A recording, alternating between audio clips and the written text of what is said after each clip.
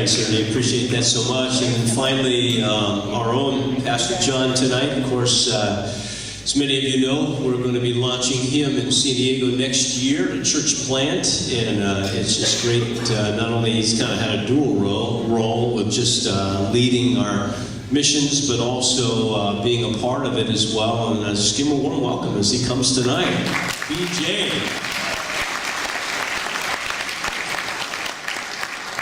So this is the lighter side, right? Just make sure I'm in the right room.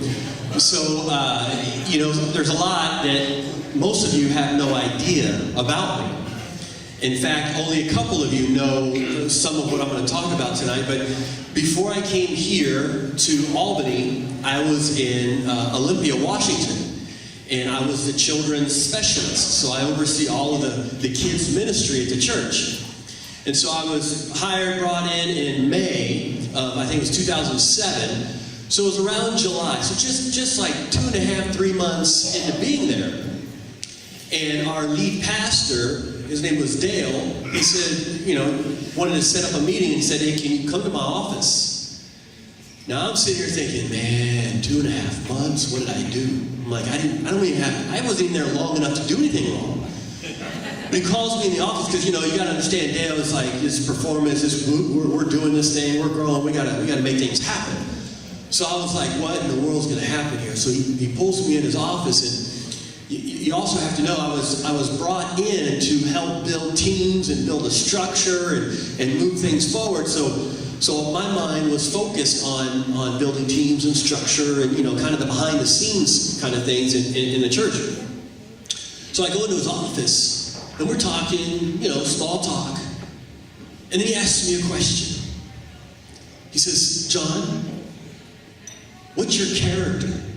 Not like character as far as are you a good guy, bad guy, but like character. Think children's ministry. Like Barney, like Sesame Street, like character. So he's asking me, what's your character? Like, what do you do with your character in kids? It's like, what's your character? I had no character. So I'm sitting there thinking, you don't just say to your boss, I don't have one. You say that you do. So I said, well, of course I have a character. Yes. So then he says, well, who is it? Now I'm sitting here thinking, oh no. I gotta come up with a character, and then I actually have to do it.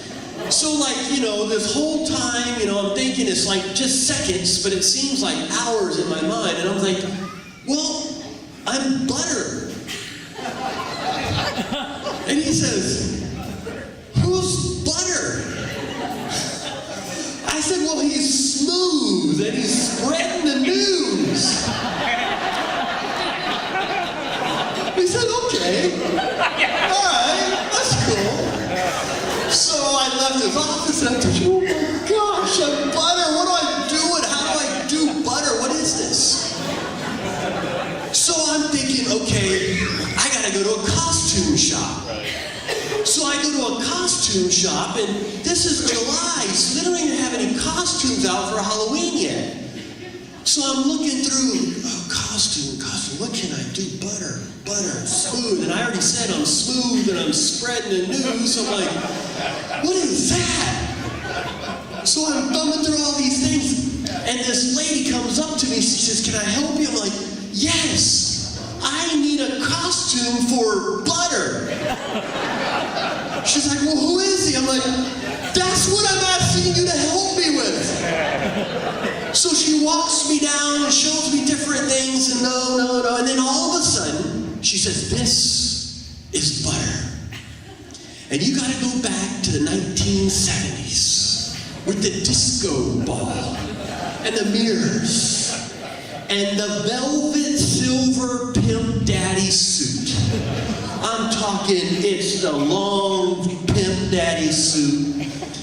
The top, the bottom. I've got 6-inch platform shoes. I get the big afro wig. I get the gold chains. I get the gold rings. And I'm excited about what this Butter character is going to do.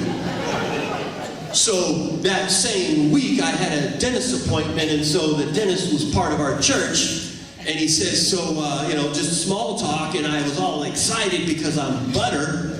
And so I was telling him, yeah, man, we're having great in our kids ministry. He's gonna start making appearances. And he's like, well, who's Butter? And I said, well, he's a pimp daddy. And he's like, really?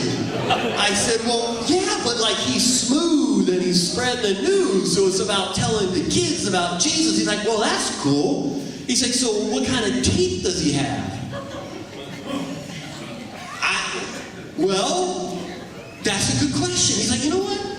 Why don't true story. I mean, Larry from Sweet Home and they know Gene people. So he's like, you know what? Why don't I make you a grill? Because every pimp daddy has to have a grill. So he took my an impression of my teeth and sent it to a lab and came back with platinum silver teeth. I still have them. So I started, because I've never done this, Butter thing before. So we had a video guy, so we started putting some rap music, and I can't rap, but I can lip sync. So we have all these songs, we're videotaping, and Butter's doing his thing, all this Christian rap, and I'm lip syncing all that. We start showing it on Sundays, and the kids, man, they're like, oh, we love Butter. Butter's awesome. And every single video ended with, I'm Butter, because I'm smooth and I'm spreading the news, baby. So they're just loving Butter, and they're like, we want Butter, we want Butter. So I'm like, oh, how's this going to happen? So I come up with a challenge. This is a missions convention, right? So I said, all right, kids, we're going to have a competition. BGMC money, that's Boys and Girls Missionary Challenge. Whichever team, the boys or the girls, wins this 6-month challenge, because I had 6 months to prepare for this. 6-month challenge, whichever team wins, you can pick what kind of party you want. So 6 months go by, the girls win, they just destroy the boys. So these girls, they want to have a sleepover. So we have 100-some girls sleeping over, about 15 mamas helping these girls sleeping over, and of course they got to have me there because I'm the children's pastor. So I'm there, and they want Butter. So I'm just like, we're playing games, having fun. They're like, we want Butter. So I'm like, all right, here we go. So I said, let me call. So I pull my cell phone out. I fake call Butter. Hey, Butter, this is Pastor John here. The girls want to know if you could come out to their sleepover. Oh, you're free tonight? Oh, I was hoping you were busy. Okay, so I'll tell the girls you'll come over in a little while. Guess what, girls? Butter's going to come tonight, because they didn't know it was me.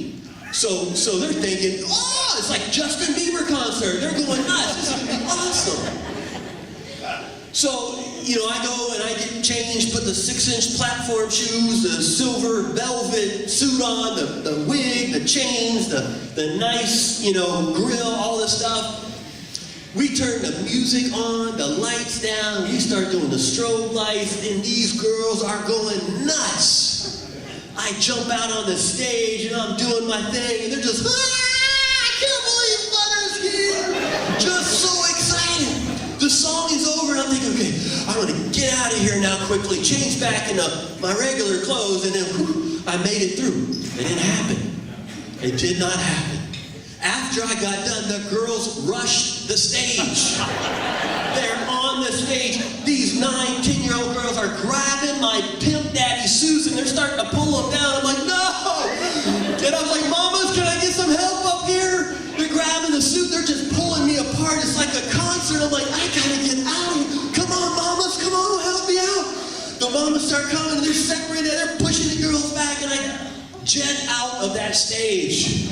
I change my clothes, I come back out, and my girls, what happened to Butter? And they're like, oh, he left, but he was awesome, you missed it. I was like, man, I'm so glad you girls had a good time, but I'm not sure Butter's going to be able to make it back because, he's got a busy schedule. So that's okay, we had a blast. But I got to tell you, man, that was the scariest night of my life. 100 little girls coming after me. That's my story, and I'm sticking to it.